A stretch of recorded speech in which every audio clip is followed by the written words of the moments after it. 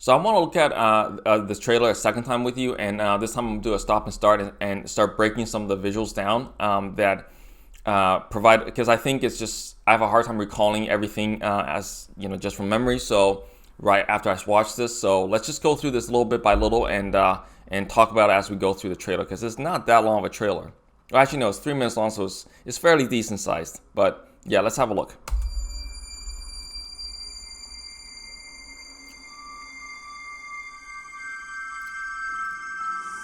There's something happening to me. There's something awakening in my mind. I can't control it. There is going to be some spoilers here for those who didn't read the books yet. So fair warning, I'm going to go into some of them. I don't think there's going to be a massive amount of spoilers, but basically, so with that said, all right, you've had your chance. So turn away and go read the books if you don't want to be spoiled here.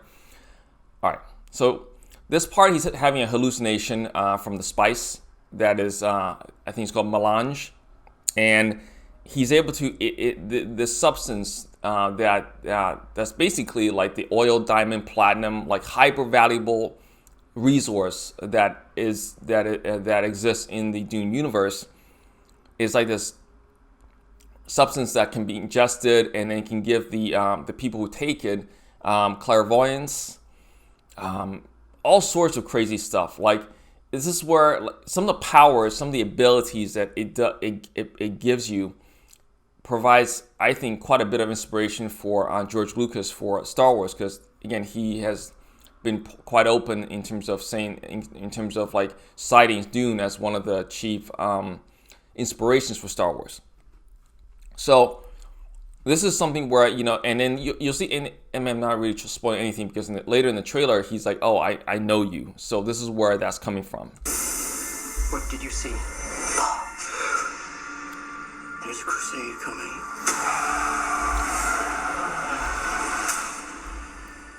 Do you often dream things that happen?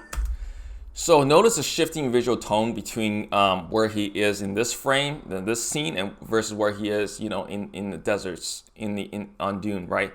This is, I forgot the name of the planet he's on. This is his homeworld where his father rules this planet, quote unquote. And so you see, like, there's a lot more greenery, it's a lush, and what he's wearing kind of reflects, and just everything else in this thing. It looks like almost like the like classic medieval kind of like a visual appeal. Just as you dreamed them. Yes.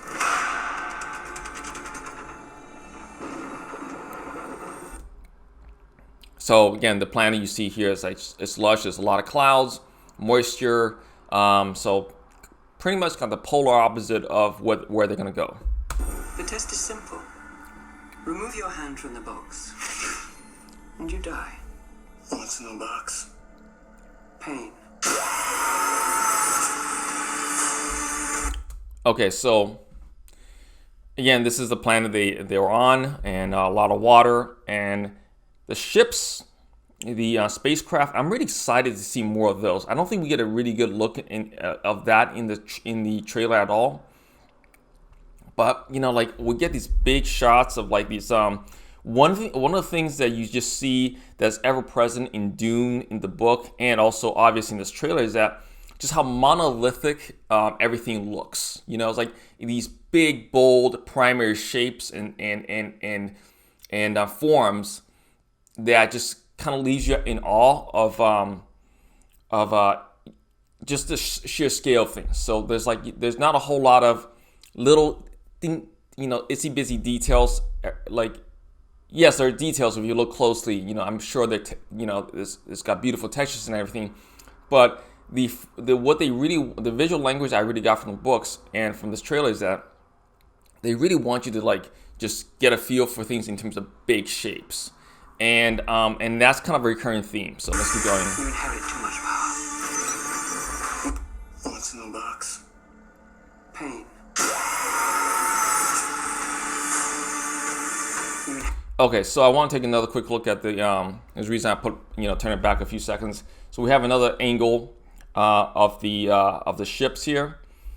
I'm just trying to figure out like exactly, are these ships or there's something else? But I think they're ships, and I think they're supposed to be the transport ships that takes his family off world towards Arrakis.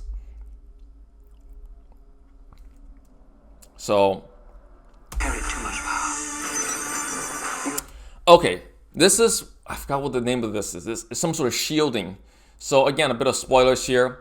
You know, people think, oh, it's like supposed to be a futuristic space sci-fi thing. Why the hell they're carrying swords? Well, in this universe, I forgot what happened, but something happened where basically, like, projectile weaponry are, some sort of chain reaction happens where they set off this ginormous explosion. And again, don't flame me too hard, okay? It's been a while since I read the books. I just know that if you shoot at one of these shields, something really bad happens. And so, generally speaking, people, for the sake of self-preservation, they don't really go around, you know, blasting people with ray guns and stuff. And so what you have here is a personal shield that can only be really penetrated using a bladed weapon. So this is what you see here. And as I was reading the books, I had the hardest time trying to imagine, you know, how the shield would look and how they were presented and how they would present and sell the whole, like, you know, like combat, melee combat. And as we'll see, I'm not disappointed at all. I'm very impressed with the choice they made. So this is really interesting, the way they render the shield here. Proven you can rule yourself. That's Gurney Halleck. Josh Brolin's character, who's also the Master at Arms, so he's kind of like the old grizzled dude, or one of those old grizzled dudes from Game of Thrones, and who trains the Stark kids, you know. Oh, that I forgot his name, but you know, that's the idea. So he's kind of like the Master at Arms, the physical trainer, mentor guy. So that's really interesting, the way they rendered the combat, and it looks like there's a lot of speed. Yeah, with the way it was described in the book, like I need to go back and read it, but it's I like this rendition. It looks very like dynamic, exciting. You must learn to rule others. Something none of your ancestors learned. My father rules an entire planet. That's Duke Leto Atreides. That's Paul's father, played by Oscar Isaac.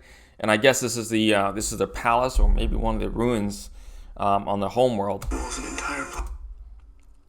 So again, we see the visual difference in terms of what's shown here on this world, and you see the monolithic, like big scale, bold shapes and forms, and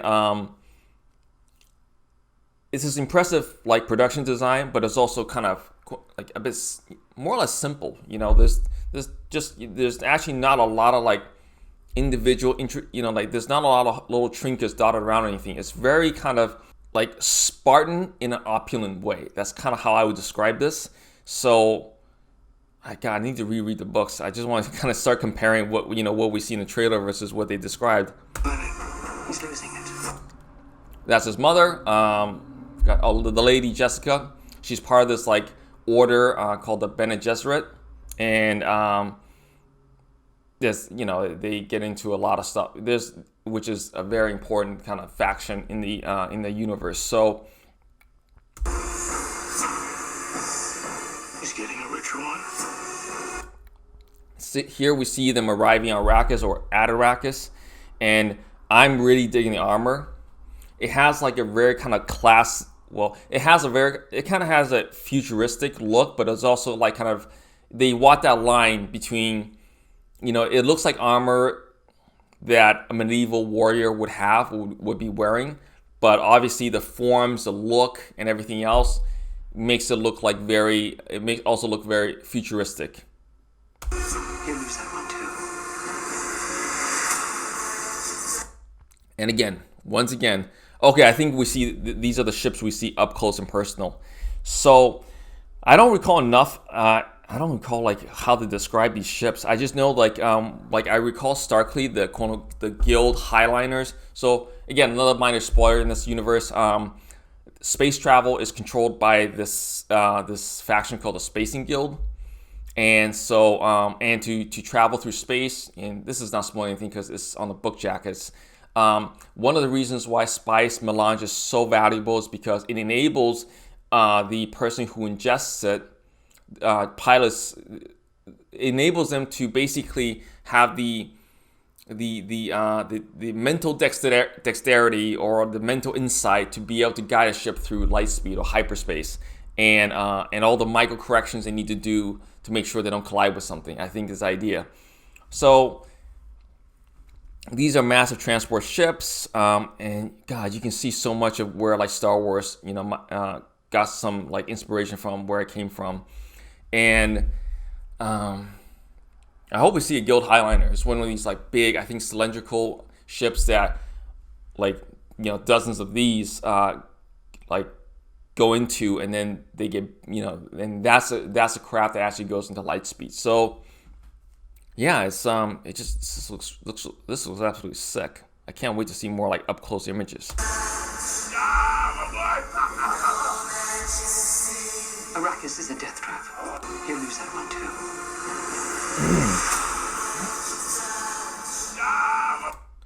So we see, I think the character to the left and behind, I think that might be what they call.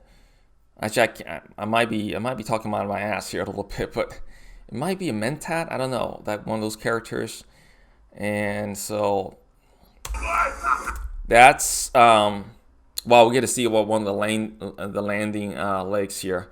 That's Duncan Idaho. That's played by Jason Momoa. That's kind of like the bruiser, the warrior of the that serves the Atreides family. And you can see like in the background like one of those thopters. So these are like vertical VTOL flight vehicles that instead of having like a rotor, it's or like some sort of thrusting jet, it's like like a dragonfly with the wings. It looks really awesome how it's rendered here. That's Stilgar. That's the leader of the Fremen, the local tribes, the indigenous, if you will, the people who've been there for a long time. And the reason his eyes are blue is because, along with everybody in that faction, is because they ingest spice. So when they do that, when you do spice habitually, your eyes start taking on a certain color. The death trap. Okay, that is cool. And got to see a little more details in the ships. I wonder what this is. I think this is the other family, the Harkonnens. This is Dave Bautista. He plays as they call him the Beast. I think he's part of the Harkonnen family. This guy is supposed to be very cruel, very just like brutal, and not the most, not the smartest or the brightest of the family, but he's definitely like a force to be reckoned with. And I love the contrasting armor. And I think that's the Lord Harkonnen, the primary antagonist faction, the family against the Atreides here. So Arrakis is a death trap. Kill them. This is an extermination. Okay, so that I think that's played. That the actor's name is Chang Chen. And I think he plays a mentat. So this is a universe where the whole collective universe had a very bad experience with artificial intelligence and like supercomputers with basically they had a bad experience they had like a Terminator universe kind of experience. So they did away with artificial intelligence. So what they did was they modified human beings who basically serve as the supercomputers of the world, and so they're very valuable assets. So they're they're human beings, but they're considered like assets, and not a whole lot of people have them because they're very expensive to create or rather to modify. I forgot what the exact thing it was, but so they're very valuable assets in their own right, and what they end up doing is they're usually purchased or ordered by these large uber wealthy families. In which case, the Atreides families, it would be one of those. And so this is how it goes. So, and I think that's one of the things that makes Dune so unique, is because when we think futuristic stuff, we think Star Wars, Star Trek, Mass Effect, where you got all these like screens and holographs and see-through stuff going on, and it's very kind of like techie. But Dune renders a world through the kind of like the logic and the kind of quote unquote the universe it creates, where it doesn't do that. Like everything, it wouldn't be out of place if you were to look at these things suddenly, one of these frames without any context, and think, wait, is this like a period piece from back in like something BC? So I think that gives the whole thing a very interesting like look and feel. And given the age we live in, where there's screens everywhere and they're gonna put stuff on your eyeballs and stuff, I think it's a massive breath of fresh air to see like an alternative future or an alternative futuristic look. And it's like a breath of fresh air. It's a very unique take on a possible future. Not sure quite how these suits worked. I'm not sure if I read a scene where this happened, this went down, but I'm digging the armor and the just the equipment. They're picking my family off one by one. Oh, here we go. An animal caught in a trap will gnaw off its own leg to escape. What will you do? I know you.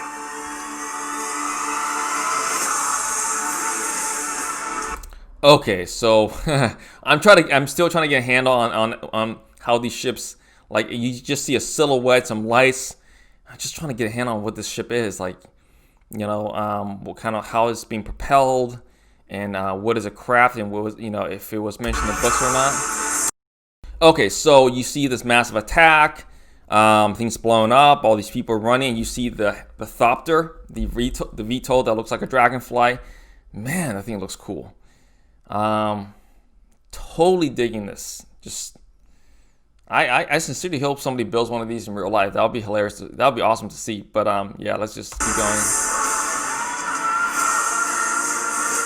I think that's supposed to be the Lord Harkonnen. He's like this disgusting, like they almost describe him like a beast, like a really, kind of like gross looking, like a physical manifestation of evil and greed and things of that nature. And the best I can think, like when they described it in the books, I just remember this one of the characters, one of the villain characters from Mad Max Fury Road. I think specifically the guy, the Bullet King or something. He drives the kind of the hopped up limo vehicle, and that's kind of like what I got. And I think they toned it down a bit for this, but yeah, that's I'm pretty sure that's supposed to be the Lord Harkonnen. So, okay, so you notice the difference between the knife that Duncan Idaho has, or the sword, the blade he has, versus the one Paul Atreides has. The one Paul has is this thing that's kind of more natural looking. I believe that's supposed to be a crysknife, which is supposed to be fashioned from the teeth of one of those massive sandworms. So just kind of like a little detail there. And this is, I think, after he started. Well, I don't want to spoil anymore, but like therein lies the difference, I believe. So this is a sandworm attack. I think that's one of the mining vehicles. The vehicles used to mine spice. The worms, they don't have sight. They detect prey through vibrations in the ground. Yeah, just think like if you've seen that movie, this awesome movie Tremors with Kevin Bacon, from I think back in the 90s or something. But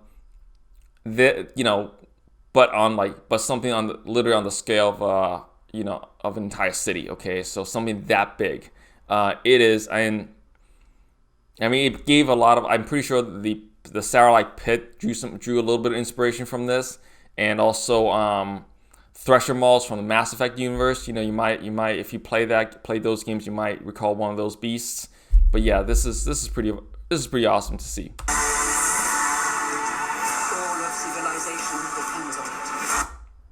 The future, I can see it.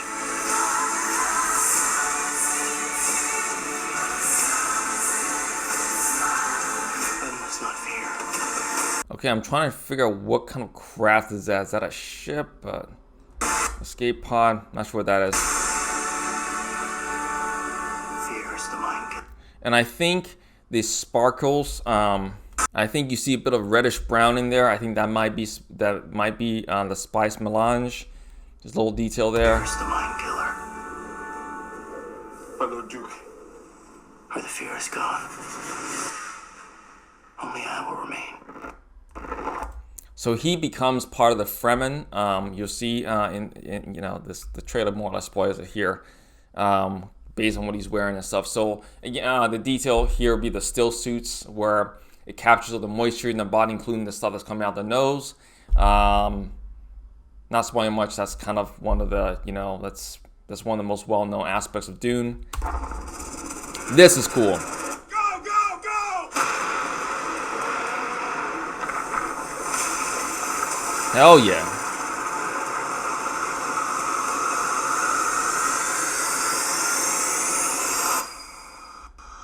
That is a sandworm, and that looks fucking awesome. So, man, I can't wait.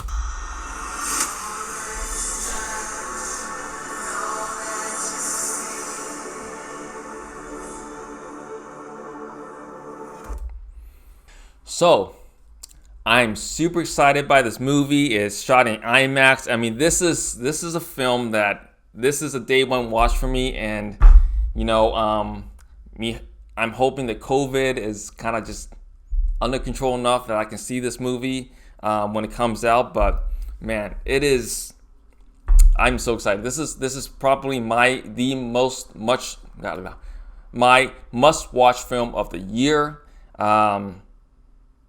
Does he even give us a release date? No. Only in theaters, IMAX, doesn't really say. So, yeah, we broke that down, and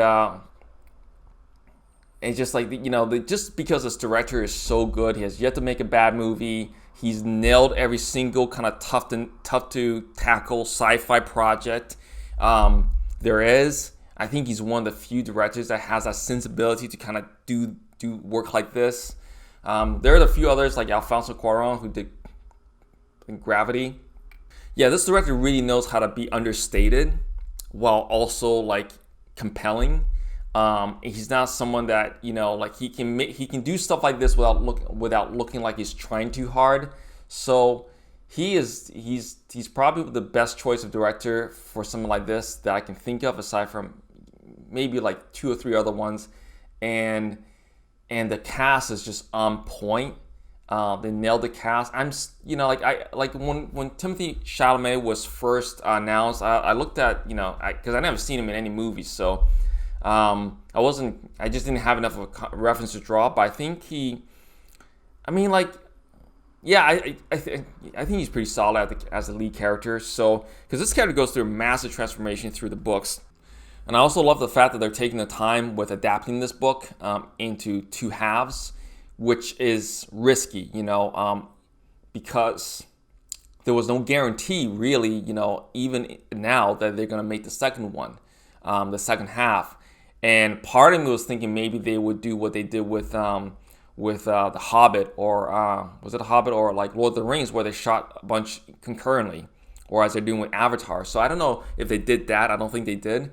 But, I mean, this restores some of my faith in Warner Brothers and that they're willing to take this risk. I think people kind of I think Warner Brothers kind of had to take some heat for what's been happening with the DC universe, DCEU. And I think it is a smart and bold move for them to rebrand, or rather to reinforce a brand they've always kind of held as, hey, we're the filmmaker studio. Yes, we're a big studio, but we're gonna really kind of do our measured best to work with people and their artistic vision. And I think this was a solid bet. So I can't wait to see what happens next. That's all I have to say. I'm sure I'll be making more video content on this down the line. I'm actually going to make another video essay, actually in the process of editing that right now, where I think I'll just run through the kind of the theme of that video right now, where I think this could be a start of more kind of cerebral like blockbuster sci-fi filmmaking. You know, before we had more of the bombastic, even things that we used to be a bit more cerebral, like Star Trek, you know, got turned into more like mainstream popcorn fare.